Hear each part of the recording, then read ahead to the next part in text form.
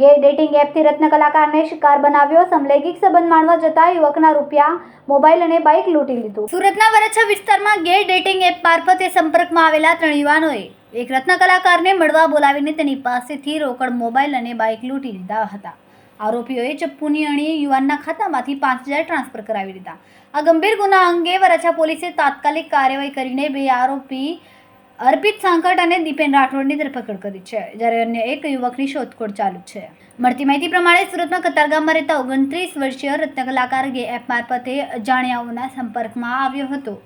ગઈ તારીખ 18 ઓગસ્ટ 2025ની રાત્રે આશરે 8:30 થી 9:30 વાગે આરોપીઓએ તેને વરછા મારુતિ ચોક પાસે આવેલા ગોપાલ શૂઝ ખાતે બોલાવ્યો હતો.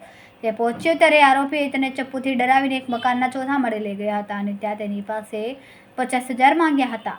પૈસા ન આપતા તેનો વિડીયો ઉતારીને સોશિયલ મીડિયા પર ફરતો કરીને બદનામ કરવાની ધમકી આપી હતી.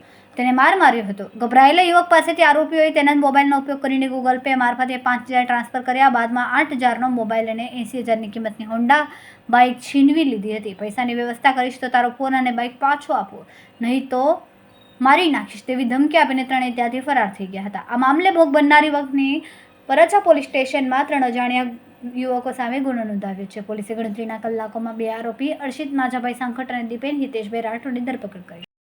કેમેરામેન સેનિલ વિરાણી સાથે વિશાલ છેટા, માનવ પ્રભા ન્યૂઝ, સુરત. અમારા વિડિયોની નવી અપડેટ મેળવવા માટે સબસ્ક્રાઇબ કરો માનવ પ્રભા ન્યૂઝ ચેનલને.